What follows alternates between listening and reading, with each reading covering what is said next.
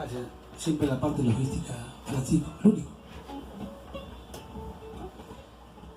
2, 3.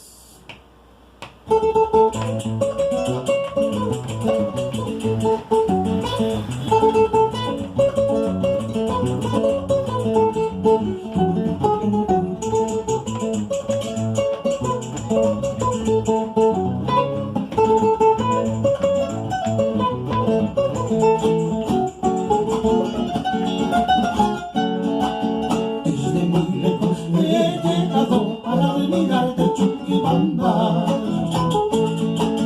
Lo bello que es tu pueblito, acogedor y majestuoso. Así diviso tus campiñas, así te quiero Chuquibamba.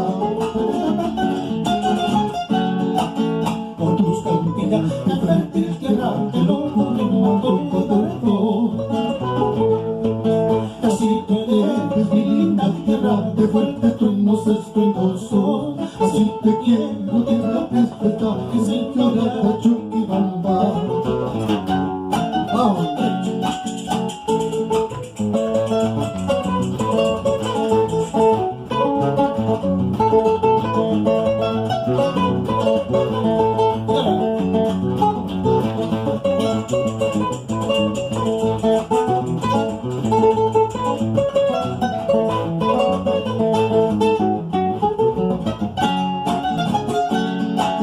Incomparable es tu azul cielo, también brillante y fresco.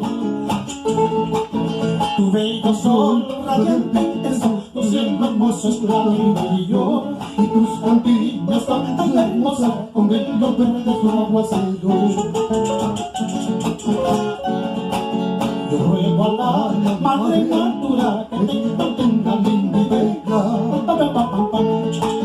para que cuando yo regrese, regrese así mi linda tierra, y te recuerde con esta frase: así te quiero Chuquibamba.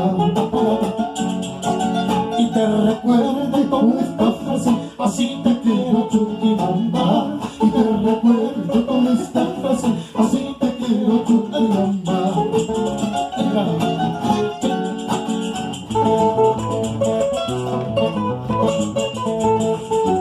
Así te quiero Chuquibamba. Ay, no mío. Otra.